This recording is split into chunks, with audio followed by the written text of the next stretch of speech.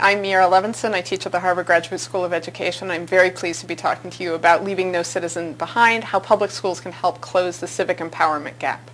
The civic empowerment gap may be an unfamiliar term, but I'm sure that many of you have heard about the academic achievement gap, which has rightly made the news for the last 15 or 20 years and really quite fundamentally changed how schools are expected to operate. My argument in this presentation is that we need to take the same responsibility to help all young people learn and become civically empowered at high levels, and that we need to reverse what is a really catastrophic, anti-democratic, illegitimate distinction between those who have a lot of civic and political power in this country and those who have very little. And the fact that we can make those distinctions really by knowing the color of somebody's skin, the language that they speak at home, their level of education, and their level of income, which should not be the determining factors for whether or not people have democratic power in this country. Let me start by giving some statistics to show you what I mean by the civic empowerment gap. These are data of U.S. citizens ages 18 to 29 and their voting rates in the 2008 election. As you can see, it was black citizens ages 18 to 29 who voted at the highest rates in that election. The numbers dropped fairly precipitously from there, especially you can see among Hispanic and Asian young citizens, that barely 40% of them voted. So significant differences based on race and ethnicity, also massive differences based on educational background. So that only 30% of young citizens who had no college experience voted, whereas almost 2/3 of those with some college experience did vote. So totally different amount of political voice and impact on really what was the most important election in at least a generation in 2008. These rates are replicated among adults, so I don't want to say that youth somehow are suddenly creating these disparities where they don't exist among older people. We can see very similar differences by race and ethnicity among whites and blacks on the one hand and Hispanics and Asians on the other hand.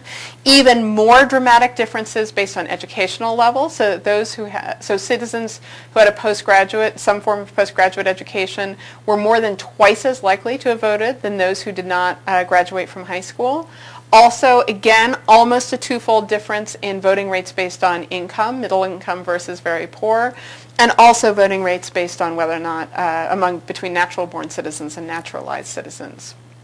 I think that some of the most interesting data about this sort of looks at the concatenation of these factors, so that when you are, say, low income and have low levels of education, how likely are you to vote versus if you're higher income, have higher levels of education, etc. And here you can see that among citizens ages 18 to 24 in the 2006 congressional elections, only 8% of high school dropouts with an annual income of under $20,000 voted, as opposed to 39% of that same population of young people who had a college degree or higher and were middle income, had incomes of $40,000 to $60,000. That means that you were 5 times more likely to vote in that election if you had a decent education and a decent income than if you had neither. Again, that's a fundamentally anti-democratic characteristic of this election and many, many elections. And it's part of what defines, again, what I call the civic empowerment gap. These differences are not just limited to voting, though. So we have really good data from the census, thanks to the advocacy of, I'm sure, many people here, about the civic engagement among youth in general. So this comes from the 2010 census, and you can see here young people who sort of specialize in politics, who are broadly engaged, who are registered to vote but don't otherwise participate actively, who talk about politics, that's about it, who give money, and those who are civically alienated. Do none of those things. They're not even registered, nor do they even talk about political or civic life. They don't donate money, let alone get more broadly involved. And I characterize the political specialists and the broadly engaged people as active citizens. That's about 40% of young people. We have quite good data to show that those who are especially broadly engaged are disproportionately white and disproportionately college students or graduates. The quarter of young people who are civically alienated, who engage in none of these ways, are disproportionately non-white and disproportionately high school dropouts or at best high school graduates. And this covers much, much more than voting, all sorts of things.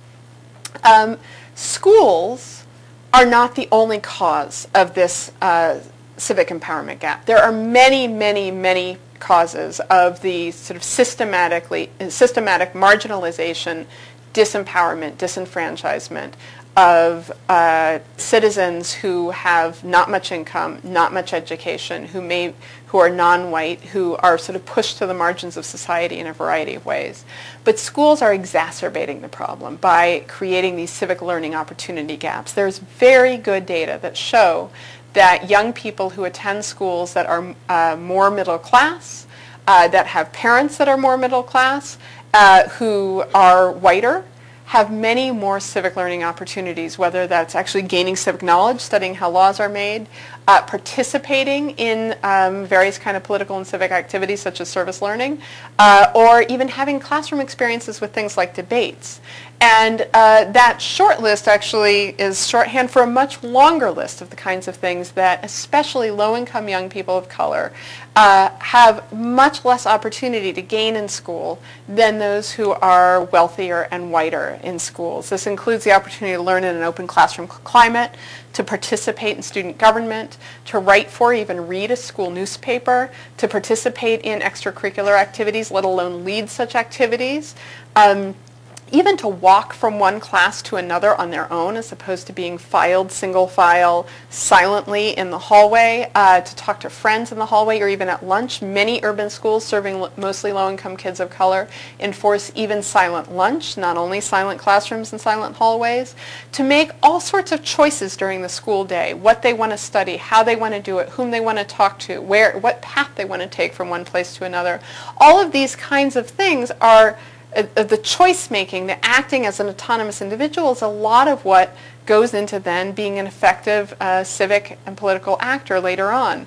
Simply being treated respectfully by adults and peers is much rarer in many urban schools than it is in many schools that serve a wealthier and whiter population. And the opportunity to be disciplined by school personnel as opposed to law enforcement officials, whether from the juvenile justice system or the regular court system, including police officers. So although schools are not the cause of the civic empowerment gap, I do argue that they exacerbate the civic empowerment gap and that instead they can and should play a significant role in combating the civic empowerment gap. And that's what I want to go on to talking about next, is how schools can combat the civic empowerment gap through changing many of these aspects of practice I just talked about. Educators in schools can make a difference in a whole variety of ways. Let's start with one of the most obvious things that schools do, which is they teach a curriculum, right, including history and civics and other things. There are a bunch of ways in which schools can help students combat the civic empowerment gap by thinking about history differently, right? Studying what I call historical counter-narratives, where they think not about all of the opportunities that have sort of magically been bestowed upon people, but about the struggle in which people have engaged in trying to make the United States a more just and opportune place, and the ways in which they've inherited that struggle and have the power to take it forward. Not just on their own, but collectively, through collective action. That we should not be placing the burden of making the United States a more just and inclusive place on each individual student, but by saying, look, by working together, you can really make changes.